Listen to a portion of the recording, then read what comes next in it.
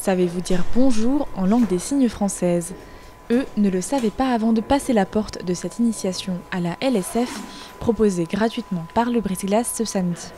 Une trentaine de minutes pour apprendre les bases de cette langue, parlée par plus de 100 000 personnes en France. Ça s'est très bien passé. C'est un peu... c'est bizarre de rentrer dans une ambiance où personne ne parle, complètement silencieuse en fait, mais c'est très apaisant du coup. Et on le voyait quand on nous montrait des vidéos et qu'il y avait une pub qui passait et soudain du son, on était tous surpris. J'ai appris des petits mots genre merci, bonjour. Quand on met la main comme ça et qu'on fait le bonjour et qu'on passe par-dessus, ça veut dire bonsoir. Autre atelier de découverte au programme, le test des gilets vibrants. Sourds comme entendants ont pu découvrir les fonctionnalités de ces dispositifs qui permettent aux malentendants de vivre la musique au rythme des vibrations basse fréquence. Quand on sent la musique, le piano, etc., ça vibre un tout petit peu. Mais quand c'est du métal, là, c'est beaucoup plus puissant et on sent vraiment les vibrations de façon intense. Et donc là, ça donne envie de bouger, quoi. Au niveau du son, du bruit, on peut entendre les tambours, les bruits, les sons en général. Mais les chants, la voix, tout ça, on ne peut pas entendre. Ce que dit le chanteur, ça, on n'entend pas du tout. Et donc le gilet vibrant, c'est uniquement pour les vibrations et le chant, ça va être en langue des signes. Donc là, ça va être visuel et c'est ça qui va attirer plus. Et justement, ce soir-là, c'est un concert chansigné qui a pris place dans la grande salle du Brise-Glace.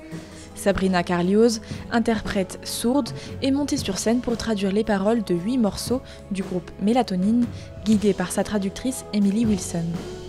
Sur la dernière chanson, c'est toute la salle qui a entonné le refrain en langue des signes. Une percée de la culture sourde dans l'univers musical qui a conquis le public.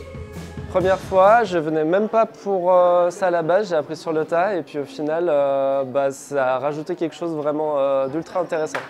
J'ai adoré, j'ai trouvé ça trop chouette, notamment qui est l'interprète des signes. Pour réaliser cette performance unique, l'interprète s'est entraîné pendant plusieurs mois pour apprendre les textes par cœur et savoir se caler sur la mélodie à l'aide de sa coéquipière. Pour pouvoir capter le rythme, moi j'entends pas.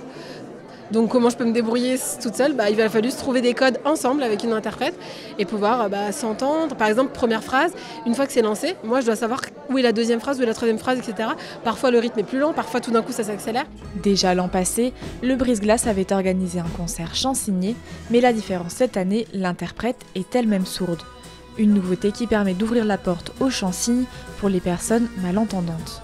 Je veux montrer que les personnes sourdes peuvent, vraiment c'est possible, peuvent le faire. C'est pas réservé aux personnes entendantes de chansigner, les travaux artistiques sont pas réservés aux personnes entendantes, on peut le faire. C'est juste il faut travailler effectivement. Et aussi c'est un modèle aussi pour les enfants sourds pour l'avenir, je trouve, ça leur dit qu'en fait je peux rêver de ça, je peux rêver de chansigner, d'être sur scène, etc. Paris gagné donc pour le Brise-Glace qui a réussi avec ce concert exceptionnel à faire vibrer tous les spectateurs, sourds comme entendants.